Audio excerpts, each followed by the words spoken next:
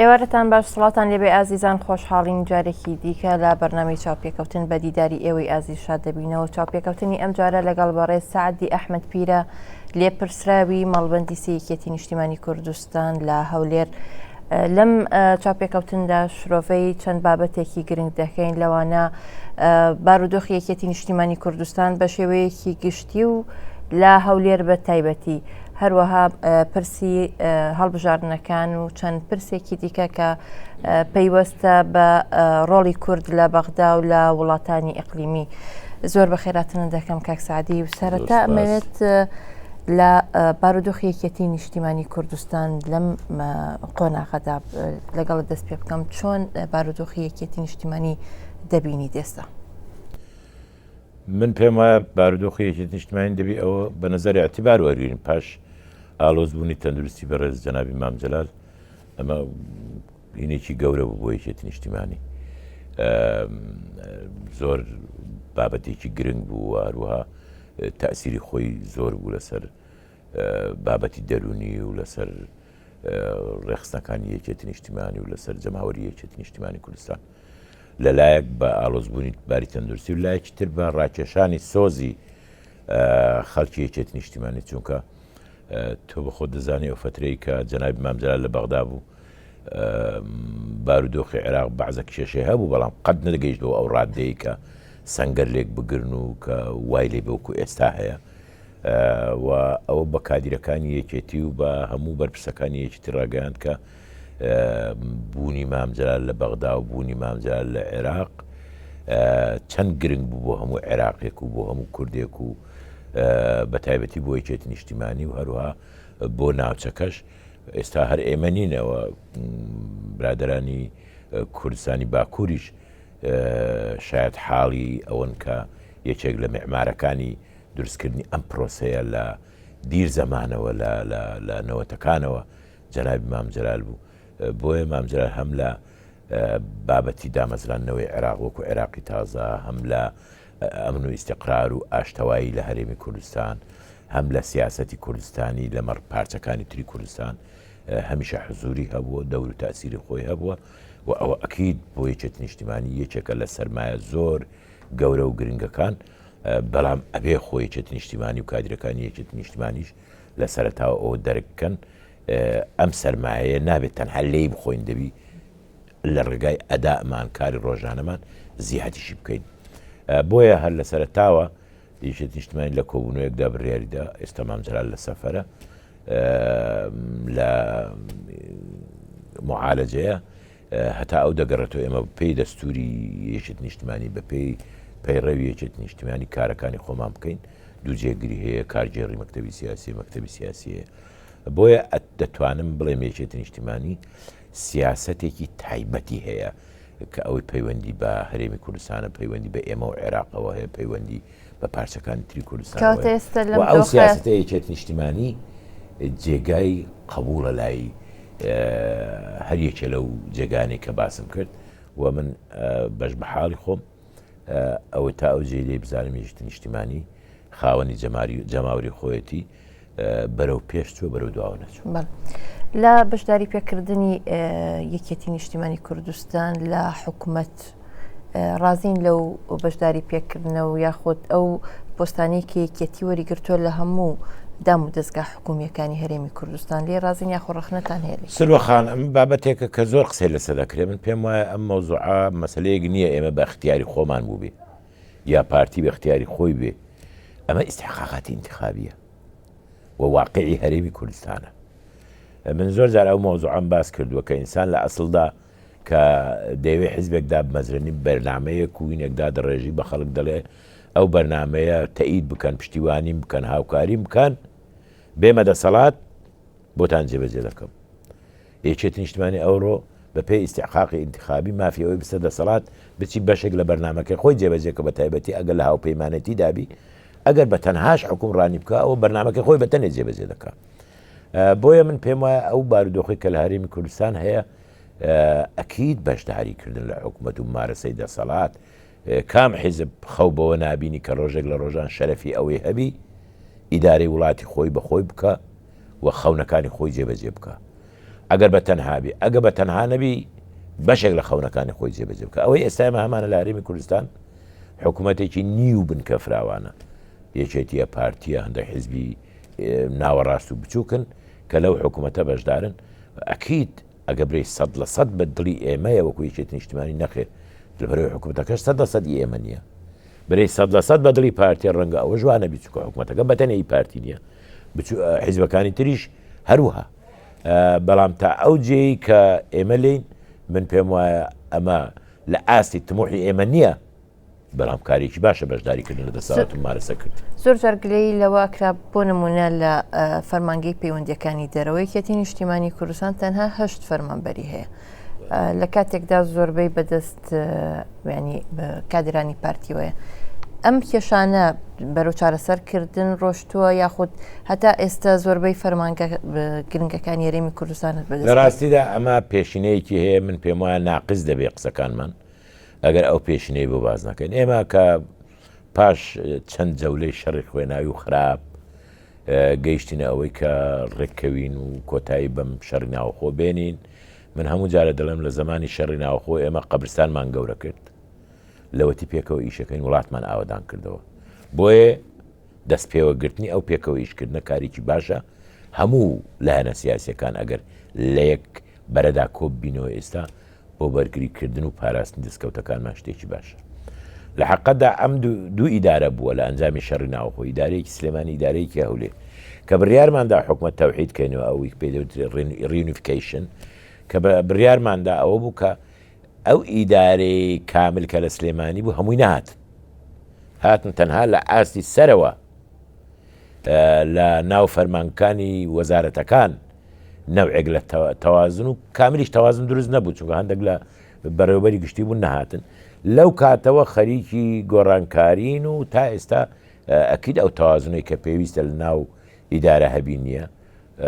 میسالێکت هێنا کە ئەوە فەرمانگەی پەیوەندیەکانی دەرەوەیە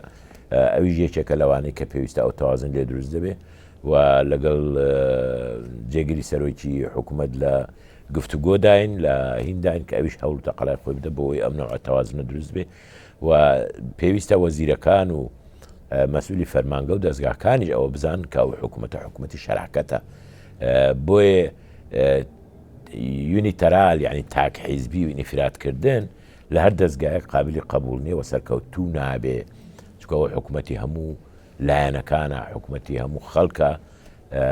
من پێم وایە لەوە کەم و کوڕی هەیە بەڵام ئەو کەم و کوڕیانە وردە بەرەو پێشەوە دەچن و لەو جێی کە نەکرابێ من ڕاستیت پێ بڵێن لەو جێی کە نەکرابێ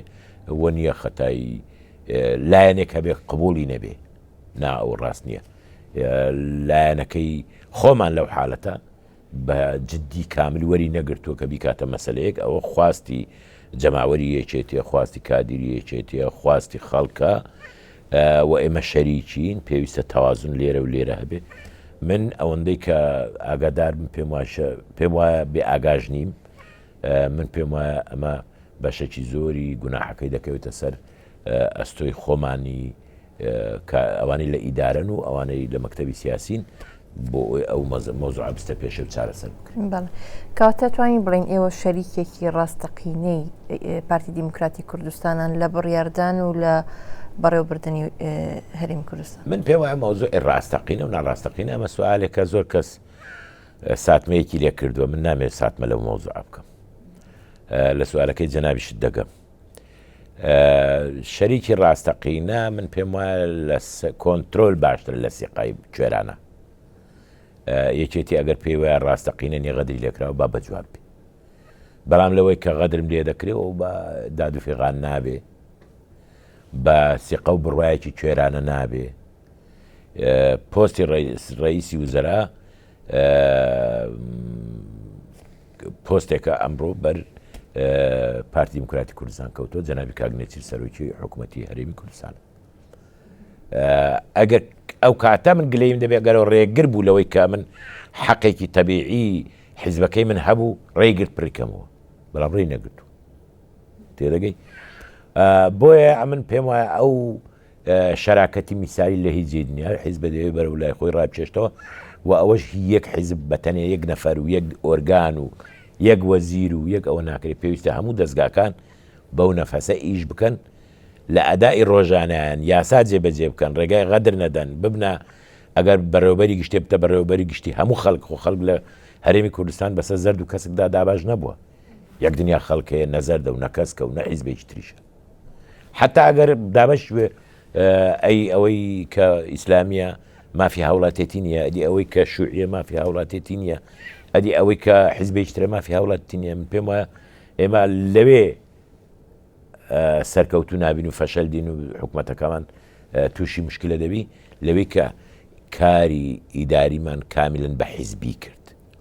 تەنها هەویەی حیزبی تەئسیری هەبوو لە تەعین و لە ئیمتیاز و لە مافە سروشتیەکانی هاوڵاتی لە دوانێکی جێگیری سەرۆکی حکوومەتی هەرێمی کوردستان هەبوو سەبارەت بە گرێبەستە کە لە 100% ئاگای لە چۆنێتی بەستنی ئەم گرێبەستێنەوتیانە ئەمەش وای کرد کە هەندێک کادر و ئەندامانی پەرلەمانی کێتی نیشتیمانی کوردستان نیگەران بن لەوەی کە ئەوان ئاگدار نین ئەگەر بەڕێز عیماد ئەحمەد ئەندامی مەکتەبی سیاسی کێتی ئاگداری و گرێبەستێنەوتیانە بێکەواتە هەموو ئەندامانی مەکتەبی سیاسی کێتی نیشتیمانی کوردستان ئاگداری گرێبەستێنەوتیەکانن یاخود مەسەلە زۆری قسە لە سەکراوە کاکەمات خۆشی جارە قسەکەی کرد جارێک بەنەوعێشتر تەفسیری بۆ کرد و من بە پێویستی نازانم من داخلی ئەم مەعمەعەیە بم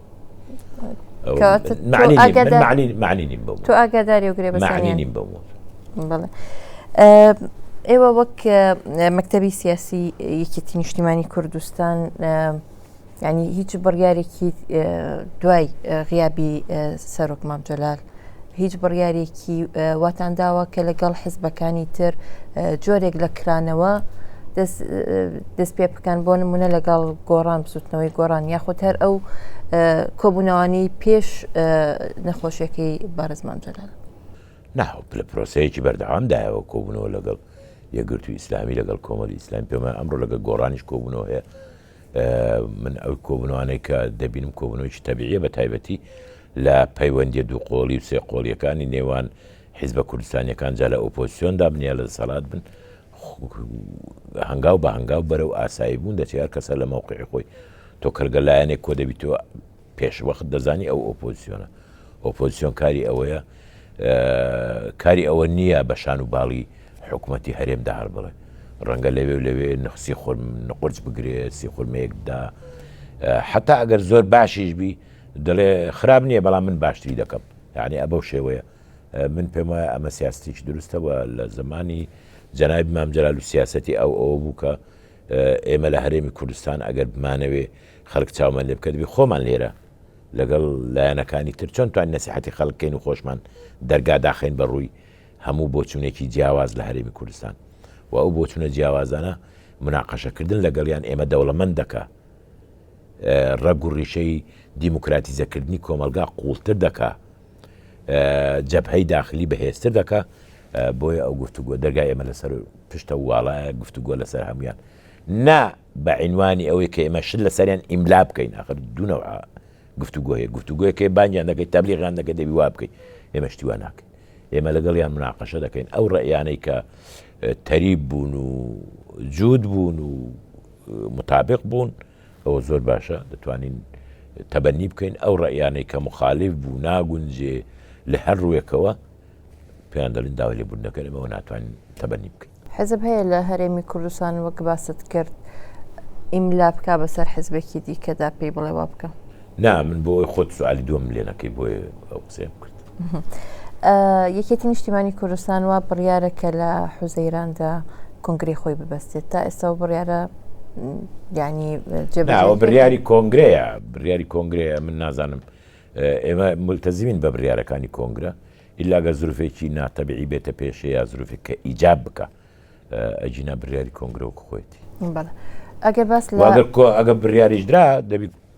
کۆبوونەوەیکی فراوان بکرێ سەبەبەکانی لێک بدرێتەوە ئەگەر بیکەین پێی بیکەین ئەگەر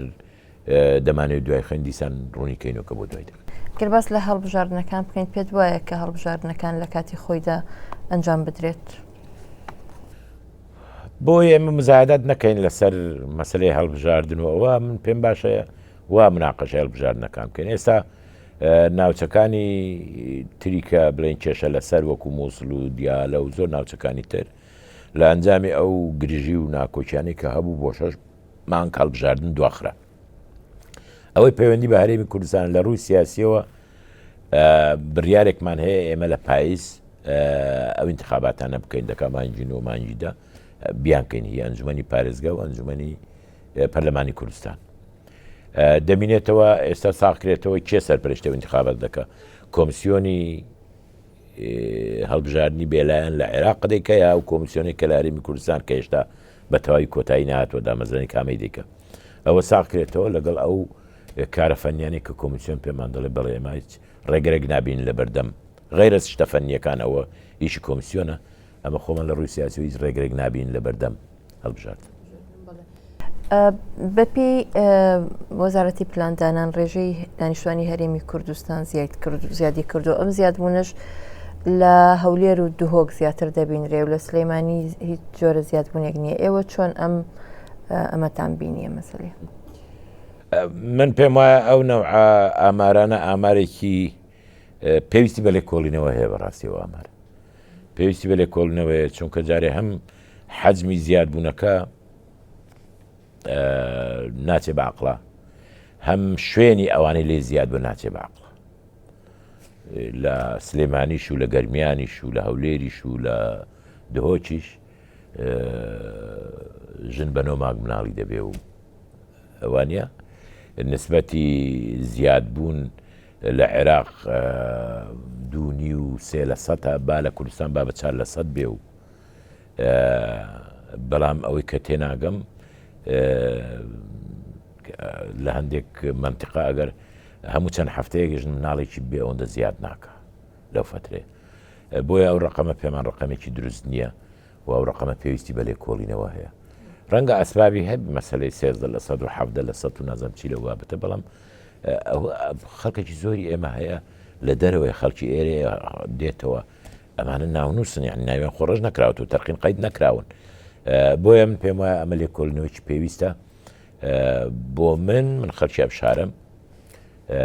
ئەم ڕقەمێکی جێگای لێکۆڵینەوەیە ئەم زیادبوونم جۆرە ڕاپۆرتانە گومان لە مەسلەی هەڵبژارنەکان دروست ناکات ناخۆی مەسلەیە چەند شتێک هەیە کە گومان لە مەسلەی هەڵبژارنەکان دروست دەکە من پێم وایە ئێمە دەبی مادەم 4 ساڵ جارێکە هەڵبژاردن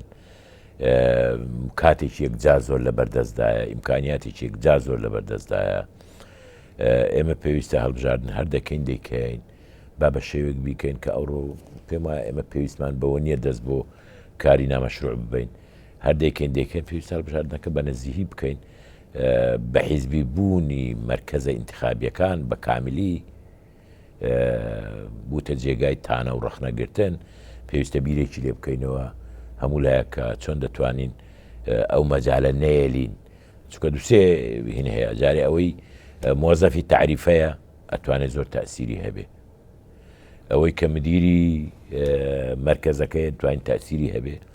ئەوەی کە ئاسایشی مرکزەکەی توانین تاسیری هەبێ و ئەو سێیە بەیەکەوە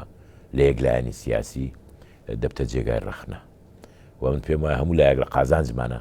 دابنیشین لەسەر چارەسەرکردنی ئەو مەسەلە فەنیانە موافقە بکەین کاتە من لە قسەکانەوە تێگەم ئێوەش وەک حزبێکی باڵا دەست لە هەرێمی کوردستان تا ئێستا تێبینی با نەڵێن ڕەخنە تێبینیتان هەبووە لەسەر شێوەی بەڕێوەچوونی هەڵبژارنەکان لە هەرێمی کوردستان من لەوە پێش بە جەنابتم و ئێمە دەرگامان کراوەیە لەگەڵ هەموو حیزبەکانی ترجا ئۆپۆزیسیۆن نیان حکوومەت بن و هەندێک ڕەخنە هەیە لەلایەن لایەنەکانی ئۆپۆزیسیۆن دێ وەڵاممان نییە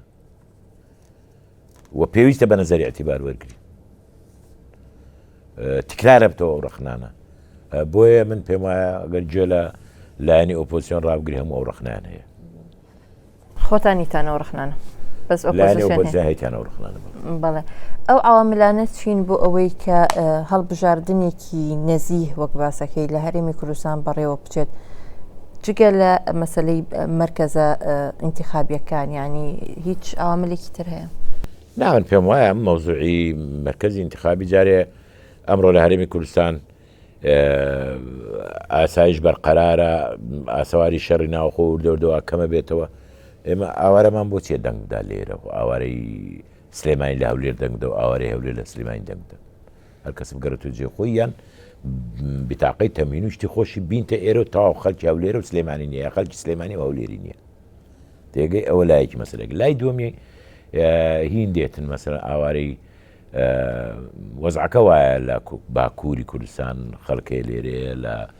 ڕۆژاوای کوردستان خەڵکەیە لێرێ ئەوە هەوڵ نەدرێت سوی ئیستیفادی لێ بکری لە ڕێگای ئیقامە و نازانم چی ئەوانە بۆی لە هەرێمی کوردستان بێ بەدەنگ دەر خۆ ئەگەر دەوێت بتە هاوڵاتی سەرچاو بە هاوڵاتی ئێمەمان نیعمەنە زۆریشمان پێخۆشە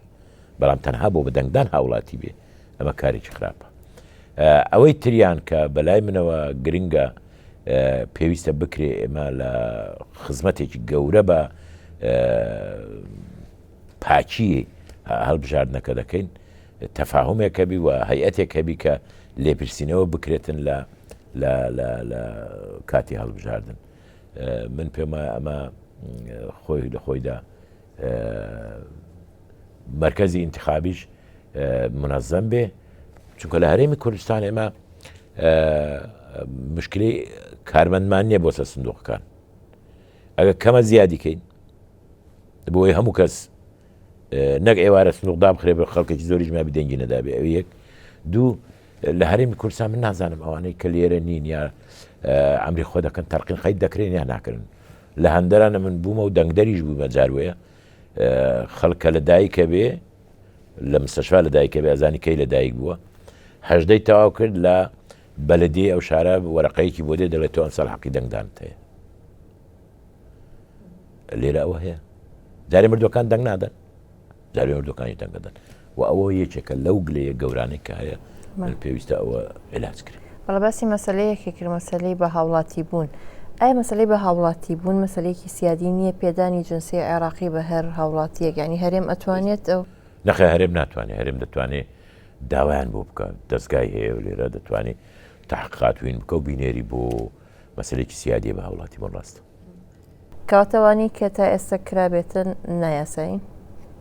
ئەگەر لە هەرێم کرابێ ئەوەی پێشی ڕوخانی ڕژێمی سەدام یا پێشی دەستوری عێراق کرابی یاسایی چونکە لە مادەیەکی دەستوری هەیە دەرێ هەموو ئەو شتانەی کە هەرێمی کوردستان کردوێتی هەتا ئێستا قبووە پاش ئەوە هەرچی لە سەلاحیاتی حەسری بێ لە دەستور سەلاحیاتی مەرکەز عادا سەلاحیاتی حەسری سەلاحیاتی هەرێمە و ئەو نووسراوە لە دەستوری ئەو سەلاحیاتی حەسری کە بە تایبەتە بە مەسئولیەتی حکوومەتی فیدرالە پێویستە مەسلەی نفوسە مەسلەی پەسپۆرتە مەسلەی قبولکردنیانە بە هاوڵاتی بەڵام من پێم وانییە عرقەلەیەکە بی لە بەردەم یەکێک لێرە دەژی ئەوە چەندین ساڵە ئێستا و کەمپی مەخمور ئەوە چەندین ساڵە لێرە دەژین یا کوردی ئێران هەیە چەندین ساڵە لێرە دەژین کوردی تورکیا کوردی سووریا گە ڕغبەتیە بی لێرە بتە هاوڵاتی ئەو هەموو ساڵە لێرە دەژی خزمەت دەکا ئەو دەکە ببێتە هاوڵاتی وەکو خەڵکی ئێمەش لە ئەوروپا بووە دوێ بووتە هاوڵاتی چ لە مەسەلەکان دەکوڕ ینی بە پێی دەستور ڕێکگرێک نییە لە بەردەم بەوە ئەو خطابەکەی عەبدوڵڵا ئۆجەلان وەک یەکێتی نیشتیمانی کوردستان بەیاننامەیەکتان دەرکرد خوێندنەوەیەکتان بۆ کرد ئایا پێت وایە ئەم خطابە کاتی ینی کاتەکەی گونجاوە یاخود هەندێک ئەو ڕەخنانی کە ئەگیرێ دەڵێن ئەمە جۆرێکە لە سازش بۆ حکوومەتی تورکیانی تۆ چۆن بزەبت ئەوە شێ سازشی کردووە پەکەکە سازژی بیانی یەکێک لەوانە دکتۆر مەحمەد عوسمان کە پەلە کراوە و ئەمە جۆرێکە لە سازش ئەزانی چۆنە ئێمە باواز لەوە بێنین خۆمان بکەین بە ڕیش سپی پارچەکانی تری کوردستان ئێمە لەکوێ ئەتوانین هاوکاریان بکەین و لەکوێ ئەتوانین پشتگیریان بکەین من پێم وایە ئەو میحنەتێک کە ئەمڕۆ لە باکوور لە ڕۆژاوای کوردستان هەیە تەنها لە ڕێگەی دیالۆگ چارەسەر دەکرێت جارێ بسم الله الرحمن الرحیم یەک نامە گۆڕدراوەتەوە نەوەفدی مشتەرەک دانیشتووە نەموناقەشەی داخوازیەکانی کردی ئەوەی کە کراوە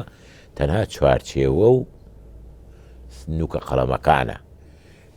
وەفدی دانوستاندن کرد پێکەوە دانیشتون بزانین لە کێ سازشیان کردویان نان کردووە من پێم وایە پێوەی دەست بە ئیشەکە بکەین دەست بە ڕەخنەگرتن نەکەین با نەسیحەتیان بکەین با ئیستشارەیان بدەینێ تەجروبەی دوور و درێژمان هەیە لە گفتوگۆ ئێمە بە تایبەتی بەڕێز کاکتۆر مەحموود لە زۆر گفتوگۆی حکوومەتی مرکزی و هیندا هەبووە دەتوانێت زۆر هاوکاریان بکە هاوکاریان بکەین بە مەبەستی ئەوەی ئەم مەسلەیە ئەمڕۆ فرسەتێکە بۆ کوردستانی باکوور هاتووە فرسەتێکە بۆ تورک لە تورکیا هاتووە بۆ حکوومەتی تورکیا هاتووە بۆ گەلانی تورکیا هاتووە چارەسەری کێشەکانیان بکەن من ئەوەی کە لە هەمویان میزداقیەتی زیاتر بێ ئەو ئەنجومەنی کوژراوەکانی عەسکەرە زۆر باینی باسی ئەویان کرد دەمێک کە پێشستا لە سەرەتای سەردانی یەکەمی ئیمرالی باسی ئەویان کرد کە کاتەی فیدان بەڕێز فیدان چوو بوو بۆ لای عەبدوڵڵا ئۆجەلان باسی ئەویان کردبوو کە من پێم وایە مادام بەڕێز عەبدوڵڵا ئۆجەلان ئێستا لە یەکێکە لە کلیلەکانی ئەم مشکلەیە مادام بەڕێز ئەردۆغان و بەڕێز دەستگاکانی تری تورکیا خەریکی چارەسەری ئەو کێشەیەن با کەسکە وەکو ئێمە دڵی نەسووتێ و جەرگی نەبردرێ ڕۆڵەکانی نەکوژرێن ئێستا ئەم پرۆسێ بگەینە ئەنجام من پێم وایە لە ڕوانگەی ئینسانی و سیاسی و نەتەوەیی ئێمە پێویستە پشتیوانیان بکەین و چەندی پێمان بکرێ زەمینە بۆ ئەو ڕێکەوتنە خۆشکەین و ئامۆژگاریان بکەین چی بکەن و تەجروبەکانی خۆشمان لە اختیاریان دابنێن استیفادەی لێ بکەن. دەچینە ناوبڕێک و دوای ناوبڕەکە باس لە گرنگی ئەم مەسەلەیە دەکەین لەسەر پارچەکانی تری کوردستان لە ناوچەکانی دیکە. ئازیزان ناوبڕێک و دەگەڕینەوە لاتان.